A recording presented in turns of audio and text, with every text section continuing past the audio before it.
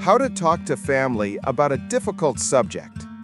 Have you ever needed to bring up a topic with your family that makes your stomach twist with anxiety? Maybe it's about finances, mental health, a conflict, or even life choices that they might not immediately understand. You worry about triggering arguments, hurt feelings, or awkward silences, but staying silent isn't helping anyone either. What if I told you there's a way to approach these conversations with confidence, clarity, and compassion so that your family actually hears you without unnecessary conflict? In this video, I'm going to guide you step by step through exactly how to talk to family about a difficult subject, whether it's sensitive, emotional, or potentially controversial. You'll learn practical strategies, communication frameworks, and real-life examples that make these conversations manageable and even constructive. Hi, I'm your name, and welcome to Bridging Conversations, the channel dedicated to helping you master empathetic communication and navigate difficult talks with the people who matter most. Every week, we share actionable strategies, relatable stories, and practical advice to help you communicate authentically while maintaining strong, healthy family relationships. Before we dive in, make sure to hit that subscribe button and turn on notifications so you never miss strategies that can transform your family conversations into understanding, connection, and growth. Step 1. Preparing yourself before the conversation. The first and most important step in discussing a difficult topic with family is preparing yourself mentally, emotionally, and strategically. Jumping straight into a sensitive conversation without preparation can lead to misunderstandings, defensiveness, or emotional escalation. Start by asking yourself, what exactly do I want to communicate? What outcome am I hoping for? What emotions might arise in myself or in my family members? Where are my boundaries, and what am I willing to compromise on? Clarifying your goals helps you speak confidently and stay on track when the conversation inevitably becomes challenging. It also prevents the discussion from devolving into blame or off-topic arguments. Here's a practical approach. 1. Write down key points. Draft the main ideas you want to express. Keep them concise and focused. 2. Anticipate reactions. Consider how each family member might respond. Prepare calm, empathetic responses for potential pushback. 3. Reflect on your emotions. Understand your triggers. Ask yourself, what might make me defensive, and how can I stay grounded? Story example. I needed to talk to my parents about wanting to pursue a career path they didn't fully support. At first, I felt nervous and worried I might get shut down or argued with. I wrote down my key points, practiced expressing them clearly, and anticipated their concerns. When the conversation happened, I stayed calm, focused, and empathetic, turning what could have been a heated discussion into a productive dialogue. Key takeaway: preparation isn't about scripting every word, it's about grounding yourself in clarity, empathy, and confidence. The more prepared you are, the more likely your family will hear you without defensiveness or misunderstanding. Step 2. Choosing the right time and place for the conversation. Even the most carefully prepared message can backfire if delivered at the wrong time or in the wrong setting. Timing and environment are key to helping your family listen without distraction or defensiveness. Ask yourself, when is everyone calm and able to focus? Are there upcoming events, stressors, or conflicts that could make this a bad moment? Is this better as a one-on-one conversation or a group discussion? Practical guidance. 1. Pick a calm, neutral environment. Avoid spaces tied to conflict, stress, or distraction. Dining rooms, living rooms, or quiet outdoor spots work well. 2. Choose timing carefully. Avoid moments of fatigue, hunger, or emotional overload. Early evenings or weekends often provide the mental space for serious discussions. 3. Consider one-on-one versus group settings. Sensitive topics may be best addressed individually to avoid group defensiveness or embarrassment. Story example. I needed to discuss a financial decision with my sibling. Initially, I considered bringing it up during a family dinner, but I realized the noise, distractions, and presence of others could trigger defensiveness. Instead, I invited them to a quiet cafe for coffee. The calm environment allowed us to focus on the conversation, express concerns openly, and problem solve together without tension. Additional tips. Give a heads up. Let family members know you want to discuss something important so they can mentally prepare. Example, I'd like to talk about something important this weekend. Would Saturday afternoon work for you? Avoid ambushing. Don't spring the topic unexpectedly during high stress or emotional moments. Assess energy levels. If someone is emotionally drained, it may be wise to postpone until they're more receptive. Key takeaway. The right time and place set the stage for a calm, focused, and productive conversation.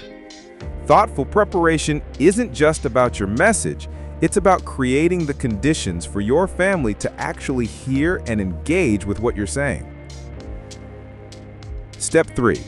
Using empathy and clear communication to address the topic. Now that you've prepared and chosen the right time and place, it's time to communicate the topic clearly and empathetically. How you frame your words will determine whether your family responds with understanding or defensiveness. The key principles here are: 1. Use I statements. Focus on your feelings and experiences rather than blaming or criticizing. Example, I feel overwhelmed when finances aren't discussed openly, and I'd like us to talk about it together. 2. Be concise and focused. Avoid bringing up past grievances or unrelated issues. Stick to the topic at hand.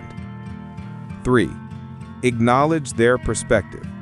Show that you understand their viewpoint even if you disagree.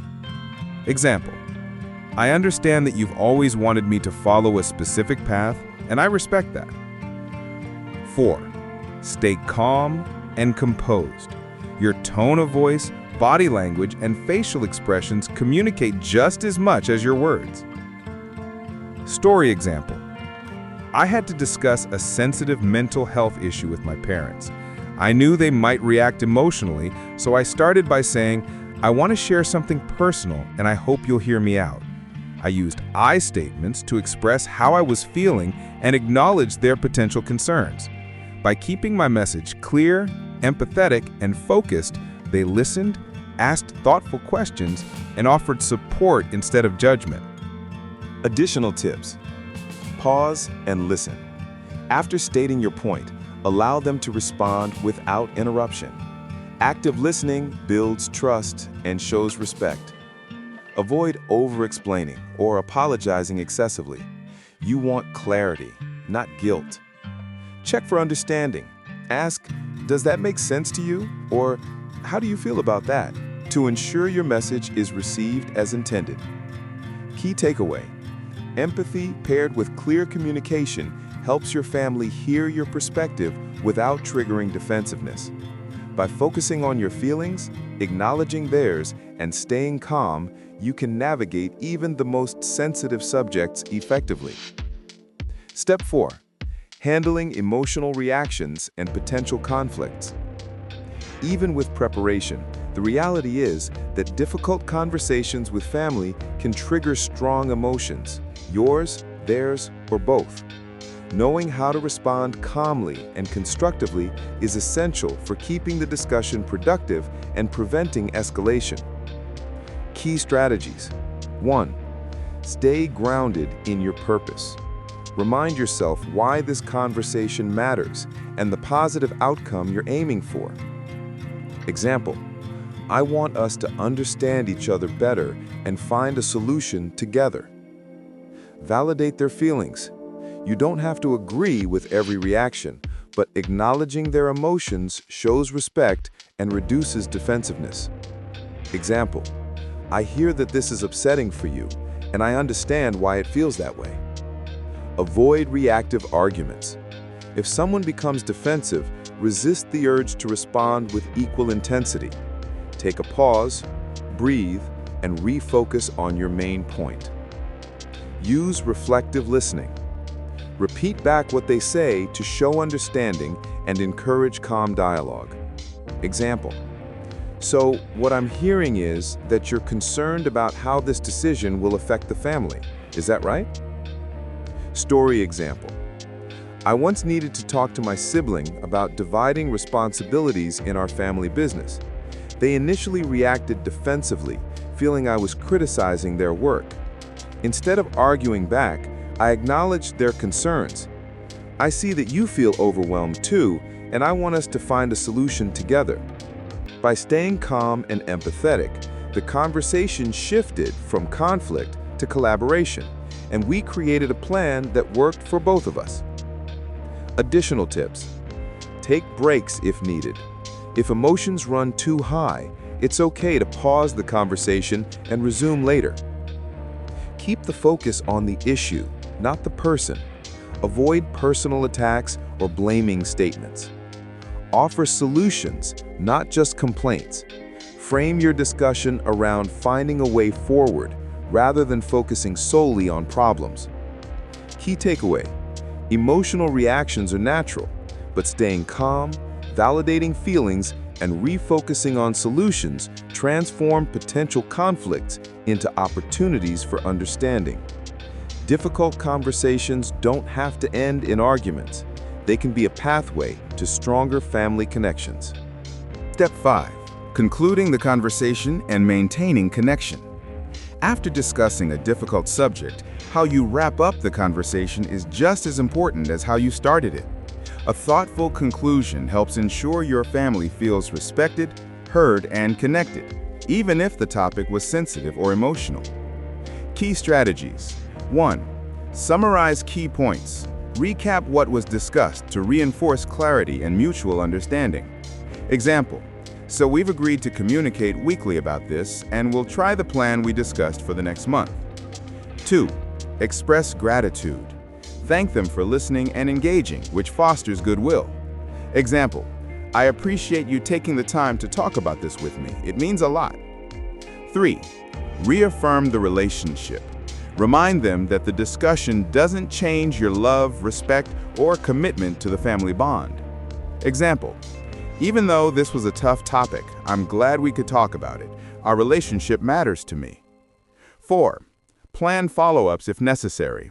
For ongoing issues, schedule a time to revisit the conversation or check in on progress.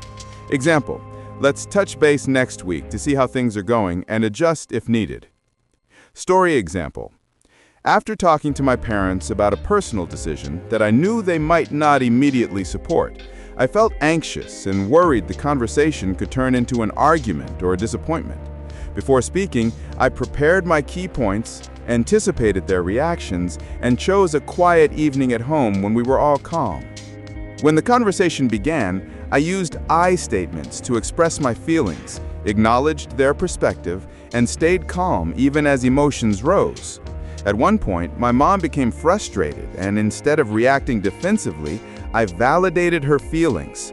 I understand this is surprising, and I appreciate you sharing how you feel. At the end, we summarized our discussion, thanked each other for listening, and agreed on a follow-up plan. What I feared would be a tense, uncomfortable talk turned into a constructive, understanding dialogue, and our relationship actually grew stronger because of it. This story illustrates that preparation, empathy, and clear communication can transform even the toughest family conversations into opportunities for connection and growth. To wrap up, let's quickly review the steps for talking to family about a difficult subject without triggering conflict or hurt feelings. 1. Prepare yourself before the conversation. Clarify your goals, anticipate reactions, and reflect on your own emotions. Preparation gives you confidence and focus. 2. Choose the right time and place. Select a calm environment and an appropriate moment when everyone is receptive. The setting can significantly influence how the conversation unfolds. 3. Use empathy and clear communication. Focus on I statements, stay concise, acknowledge their perspective, and maintain a calm tone.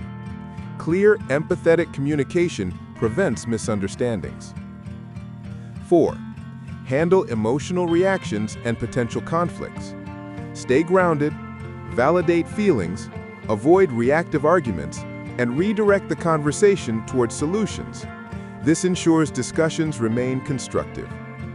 And 5. Conclude and maintain connection. Summarize key points, express gratitude, reaffirm the relationship, and plan follow-ups if needed. Ending positively strengthens trust and connection. Remember, difficult family conversations aren't about winning or avoiding conflict.